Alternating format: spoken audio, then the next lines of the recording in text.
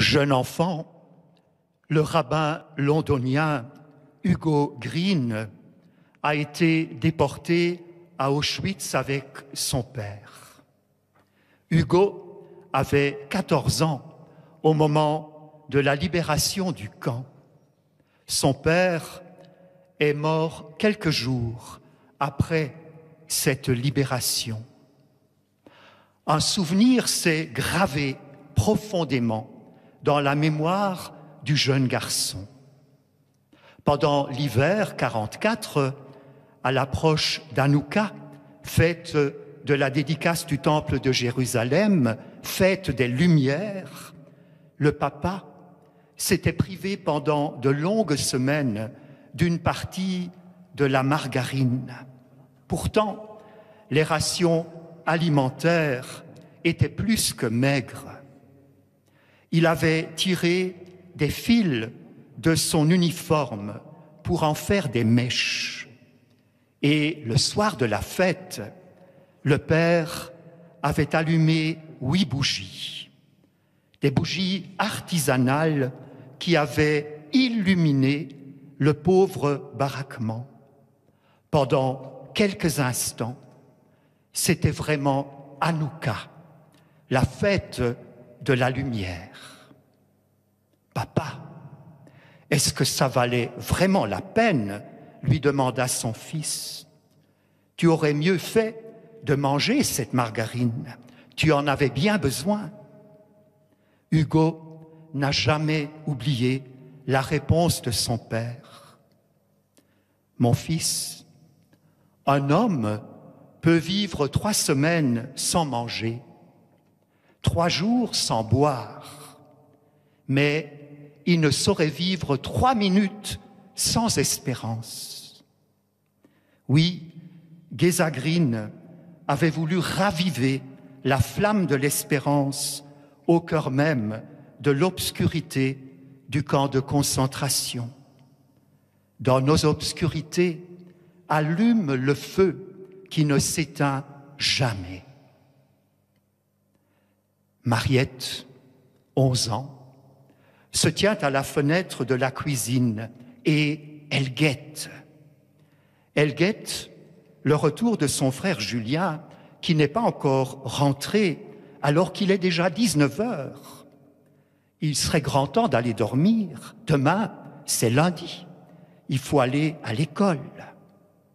Mariette guette et elle aperçoit une dame rayonnante d'une douce lumière. La petite Béco est une fille très terre-à-terre. Et si c'était tout simplement le reflet de la lampe à pétrole qui se trouve là sur la table de la cuisine. Mariette prend la lampe, la porte dans la pièce à côté et revient à la fenêtre. La belle dame est toujours là et elle sourit. D'un signe de la main, elle invite la petite à la rejoindre dans le jardinet. Mais maman s'interpose. Elle met le verrou et empêche la rencontre.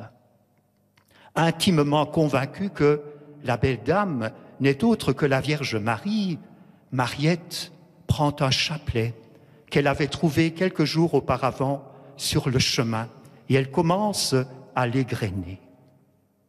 Ce sont les humbles débuts des 8 apparitions de la Vierge Marie entre le 15 janvier et le 2 mars 1933 dans ce petit hameau de Banneux en Belgique. Marie se présente comme une lumière dans la nuit, car toutes les apparitions ont eu lieu le soir, dans le noir. Mais toute l'Europe, le monde entier, traverse des années très noires. Depuis le crash boursier de 1929, la crise économique et sociale fait des ravages et pousse de plus en plus de personnes vers la pauvreté et dans les bras de démagogues qui promettent monts et merveilles à leur nation. Quelques années plus tard, ces démagogues précipiteront le monde entier dans une horreur abyssale. Marie se range résolument du côté des victimes de la crise. Je suis la Vierge des pauvres, tel est le nom nouveau qu'elle se donne ici à Banneux. Et de la source à laquelle elle conduit la fillette à 4 reprises, elle dira « Cette source est pour toutes les nations, pour les malades, pour toutes les nations. » Un nom radical au nationalisme qui vont pourtant entraîner le monde dans la catastrophe de la Seconde Guerre mondiale. Une source pour toutes les nations. Comment ne pas penser à nos baptistères, à ce cadeau formidable du baptême que nous avons reçu chacun et chacune.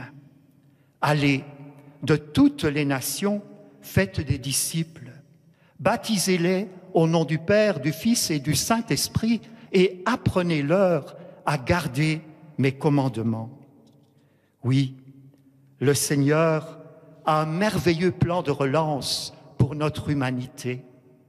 Des hommes de toutes langues, peuples et nations, il veut faire l'unique peuple de Dieu, un peuple où tous viennent puiser à la même source, l'amour dont ils aimeront le Seigneur, l'amour dont ils s'aimeront les uns les autres. Permettez-moi de revenir brièvement à la fête de Hanouka, la fête de la lumière des Juifs.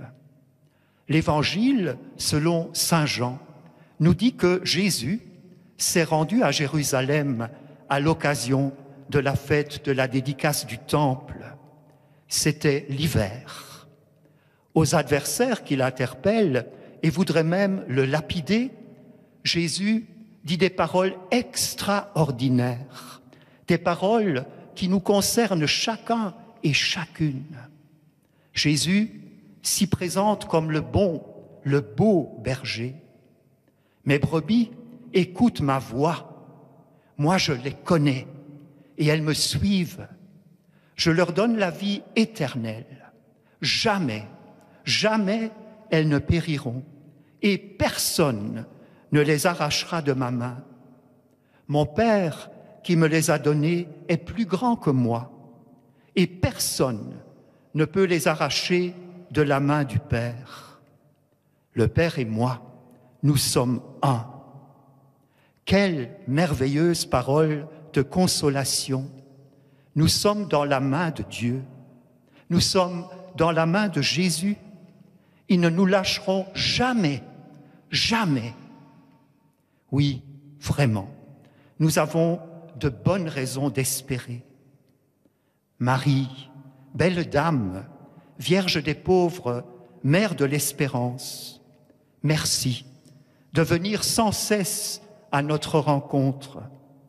Merci d'être là pour soulager la souffrance. Oui, du fond du cœur, nous te disons merci. Tu viens raviver en nos cœurs la vive flamme de l'espérance.